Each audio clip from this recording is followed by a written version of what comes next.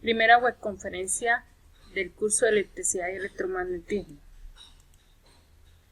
En la agenda que se tiene para esta web vamos a tratar inicialmente una presentación del curso, luego se va a mencionar el propósito, dar a conocer las unidades del curso, las actividades que comprenden, cómo va a ser su evaluación y finalmente vamos a hacer unos ejercicios que son relacionados a las preguntas que vienen del cuestionario de evaluación de presaberes, que es la actividad pretarea, la que se está realizando actualmente y cierra el 5 de septiembre.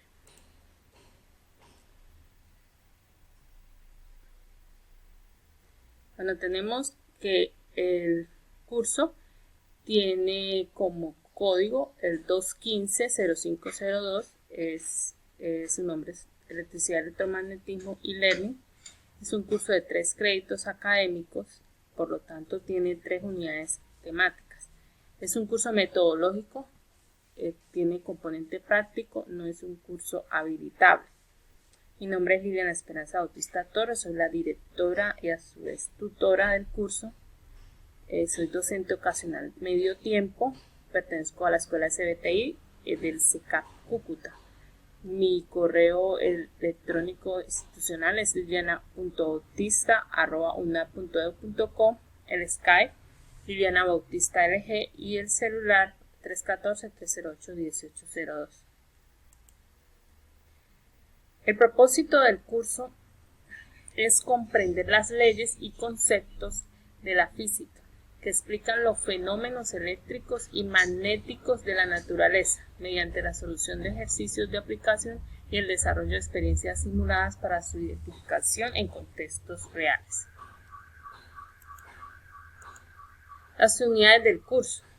Tenemos en la unidad 1, se va a ver el tema central en la electrostática. Dentro de esta unidad vamos a estudiar carga eléctrica y ley de Coulomb, campo eléctrico, energía potencial eléctrica y potencial eléctrico, capacitancia. Esta unidad se va a centrar en las cargas eléctricas cuando están en reposo. Acá podemos observar una aplicación que es un aspersor electrostático. Este aspersor lo que hace es que emite o derrama un líquido, pero la forma en que lo hace es a través de aplicando el principio electrostática que le permite dar una carga, ionizar este líquido de manera que pueda esparcirse y cubrir una superficie lo mejor posible. Esto también, este principio se aplica cuando se aplica pintura con electrostática para cubrir mejor las zonas en un área. Entonces lo que se hace es que la pintura, el líquido, se le da una carga positiva y esto hace que esas partículas cuando se adhieran mejor al elemento que particularmente pues está con una carga negativa, entonces hace que se pueda dispersar mejor esas partículas a la superficie que se quiera cubrir.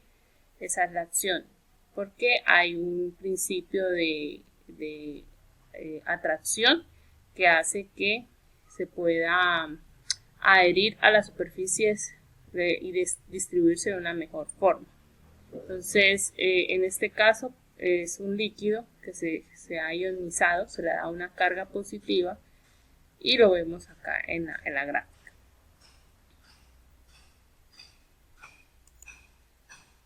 En la unidad 2 vamos a ver como tema central la electricidad. Dentro de la electricidad se van a tocar temas como la ley de Ohm, las leyes de Kirchhoff, resistencias en serie y paralelo en circuitos de corriente directa y la ley de Watt. Entonces acá pues es comprender estas leyes que nos hacen entender el comportamiento de los parámetros eléctricos como son el voltaje, la corriente y las resistencias. Acá trae alusión una gráfica o un dibujo donde podemos ver el principio de la ley de Ohm, que básicamente relaciona estas tres variables. Ohm, que es la resistencia de un conductor, la corriente, que es un flujo de electrones. Entonces vemos cómo a través de un ducto, acá lo representamos como un tubo, que es el conductor, y un muñequito que nos está representando el voltaje y que se observa que hace una fuerza o un impulso. Básicamente, pues el voltaje es lo que hace que haya el flujo de electrones, es la fuerza que impulsa esos electrones para que circulen por ese conductor. Entonces es una representación un poco pues de caricatura de lo que es la ley de Ohm. Todo esto lo vamos a ver en esta unidad. Es uno de los apartes. Y en la unidad 3 está el electromagnetismo. Dentro del electromagnetismo se va a estudiar temas como campo magnético y fuerza magnética, inductancia y circuitos RLC, que son circuitos que contienen resistencias, elementos inductivos y capacitivos. Y pues vamos a comprender este tipo de circuitos, cómo es su comportamiento, la inducción electromagnética, también una introducción a las ondas electromagnéticas. Entonces, acá tenemos la representación de lo que es la inducción electromagnética, que vemos que hay una variación del campo magnético, y esa variación en un conductor hace que se genere una corriente, una variación de corriente. Entonces ese principio también se va a estudiar acá.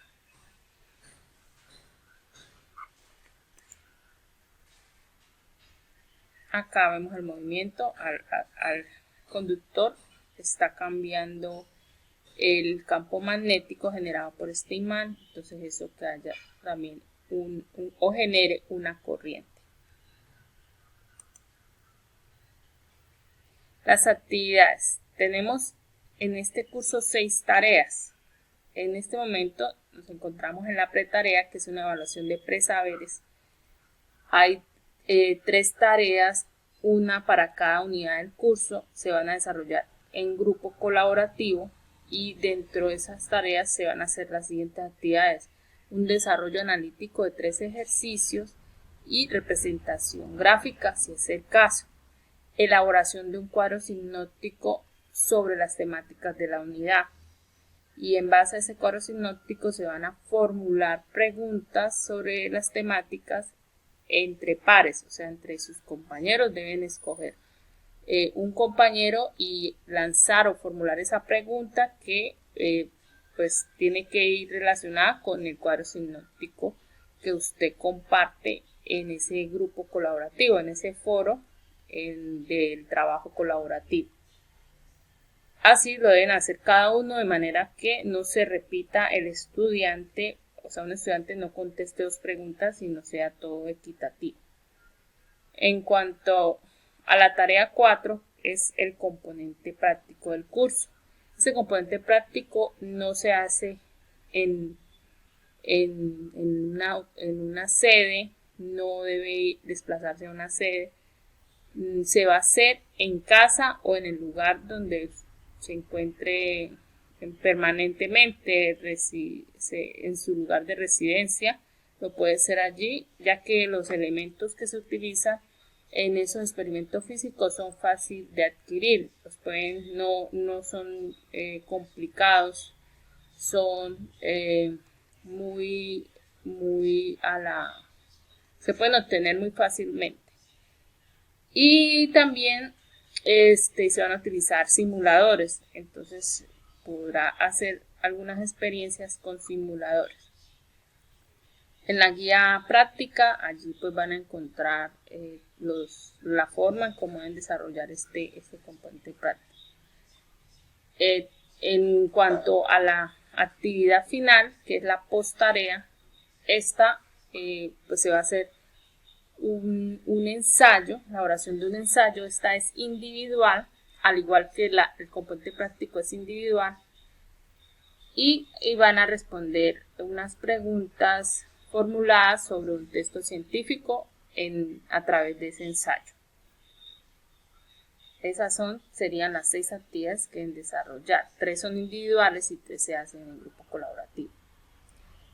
En cuanto a la evaluación, en la evaluación tenemos que el curso, pues en total son 500 puntos. Para aprobarlo debe tener una nota mayor o igual a 300 puntos. Pretarea corresponde a un cuestionario y equivale al 25 puntos su nota. Las tareas 1, 2 y 3 que son en grupo, que corresponden pues a cada unidad, cada una vale 75 puntos. La tarea 4, que es el componente práctico que se hace mediante simuladores, montajes físicos en casa, también cabe aclarar que se hace 2 experiencias por unidad, o sea, van a ser 3 informes en cada unidad, o cuando estén desarrollando la tarea del trabajo colaborativo, que por ejemplo en la unidad 1 hace la tarea 1 simultáneamente, deben estar desarrollando individualmente ese informe las 2 primeras experiencias. En total son 6 experiencias. Así van trabajando. Cuando estén en la unidad 2, pues van desarrollando tarea 2 y simultáneamente individual hacen 2 experiencias más de esa tarea 4. Esta tarea 4 tiene 125 puntos. Y la posttarea, que es la prueba objetiva abierta, también tiene un puntaje de 125. Esa es la valoración. En cuanto a la pretarea, es la que se está haciendo ahorita, evaluación de presaberes, que tiene un puntaje de 25, la encuentran en el entorno de evaluación. Al día del 2 de septiembre faltaban 16 personas por presentar la actividad. De las que ya presentaron, 6 estudiantes, 3 no aprobaron la actividad. Los temas que hay que reforzar son magnitud y dirección de un vector resultante, operaciones con números en notación científica, hay que recordar la conversión de unidades y el manejo de cifras significativas. Entonces, deben tener presente que este cuestionario se encuentra en el entorno de evaluación. Es la evaluación inicial, que es pretarea. Ejercicios. Bueno, entonces acá he planteado 4 ejercicios que son similares a la actividad inicial. Un cuerpo que tiene una masa de 20 gramos y un volumen de 4 centímetros cúbicos en kilogramos sobre litro, la densidad es. Tenemos que partir de la fórmula de densidad, que es igual a masa sobre volumen. Densidad es igual, la masa son 20 gramos sobre 4 centímetros al cubo. Para pasarlo a kilogramos vamos a multiplicar por la unidad. La unidad es colocar arriba a qué medida queremos convertir. Entonces tenemos 1 kilogramo y su equivalente dividimos por él, que serían 1000 gramos. Esto básicamente es multiplicar por la unidad. Entonces tenemos 1 kilogramo sobre 1000 gramos. Vamos a reducir la expresión, los gramos se cancelan con gramos, este 0 se cancela con un 0 del denominador y nos quedaría 2 kilogramos sobre 400 centímetros al cubo. Aquí podemos reducir la expresión. Si dividimos ambos entre 2 nos va a quedar 1 y 4 dividido en 2 queda 2. Además tenemos que ahora multiplicar por el equivalente de la relación que hay entre centímetros y litros. Entonces centímetros al cubo la relación sería, el equivalente sería 1000 centímetros cúbicos sobre un litro. o sea, un litro equivale a 1000 centímetros cúbicos. Entonces, yo en el denominador coloco la unidad que necesito, que es en litros, y en la parte de arriba sería multiplicar por el equivalente en centímetros cúbicos. Cancelo centímetros, cancelo, reduzco ceros con los ceros de acá, y finalmente sería 1 por 10, 10, y 2 por 1, 2. Serían 10 medios kilogramos sobre litros, la respuesta. O también se puede reducir, 10 medios es igual a 5, entonces quedaría 5 kilogramos sobre litros. Es para reducir más la expresión. Ahora, dice, realice la siguiente división y exprese su resultado en notación científica. Tenemos un número bastante grande, no está en notación científica, y se va a dividir entre 1,10 por 10 a la 4, que está en notación científica. Observe la diferencia. Como es más manejable, podemos ver que la notación científica nos permite expresar de una manera más simple un número tan extenso.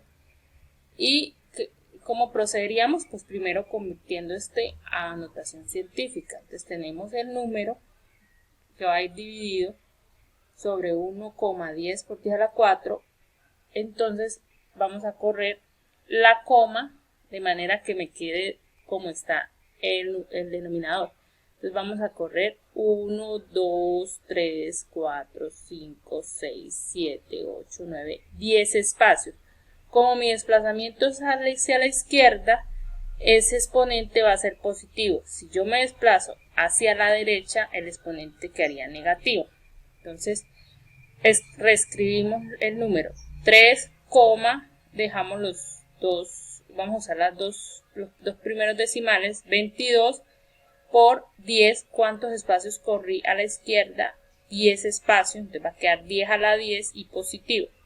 Dividido por 1,10 por 10 a la 4. Ya tengo los dos números en notación científica, ya puedo hacer una operación más fácil, dividir 3,22 dividido en 1,10 me da 2,92 por 10.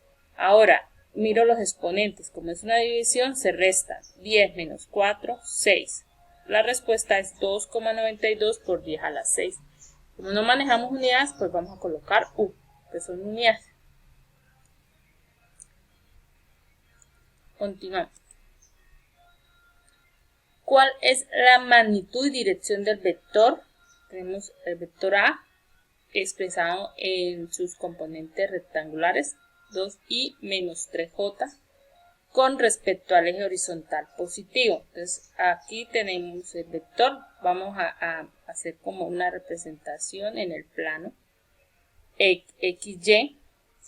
Entonces si nos dicen 2 y nos está diciendo cuál es su componente en X, sería 2 y su componente J es menos 3, por eso queda en este cuadrante. El vector siempre se dibuja, su origen es en 0, 0, entonces quedaría de esta forma. Este es el vector, nos están pidiendo cuál es la magnitud de este vector y cuál es su ángulo con respecto al eje X, o sea, al eje horizontal positivo, que es este. Entonces hay que hallar θ. Entonces la magnitud del vector es igual a la raíz cuadrada del componente en x al cuadrado, que es 2 al cuadrado, más el componente en y, que es 3 al cuadrado, y eso me da igual, 2 por 2, 4, más 3 por 3, 9, 9 más 4, son 13, que haría raíz de 13. Esa sería la magnitud del vector, y el ángulo lo vamos a hallar con, esto es un triángulo, entonces podemos utilizar trigonometría, entonces sería tangente a la menos 1 del lado opuesto, que es menos 3, pero en este caso no vamos a tener ahorita en cuenta el signo, necesitamos solo el componente, vamos a usar los absolutos, 3, y denominador es 2, el lado adyacente, 2, entonces 3 medios, tangente a la menos 1 de 3 medios me va a dar el ángulo, que es 56,3, casi 60, pero 56 es cercano a 60, sí, más o menos. Pero como es con el eje X, entonces tengamos en cuenta que en este cuadrante pues el ángulo es negativo, en este sentido, entonces quedaría menos 56,3 grados la dirección. Finalmente tenemos un ejercicio que dice que indique el número de cifras significativas de los siguientes números. Entonces en el primer número observamos que tiene 4 cifras significativas. En el segundo debemos tener en cuenta que los ceros que están al lado izquierdo no son significativos, los que se ubican al lado derecho sí lo son, por tanto este número tiene 3 cifras significativas. Un número en notación científica tiene la particularidad que todos son significativos. Por tanto, este número tiene 1, 2, 3, 4, 5 cifras significativas. De esta forma, pues hemos hecho un breve repaso y orientación de los ejercicios que se van a encontrar en pretarea para que lo tengan presente.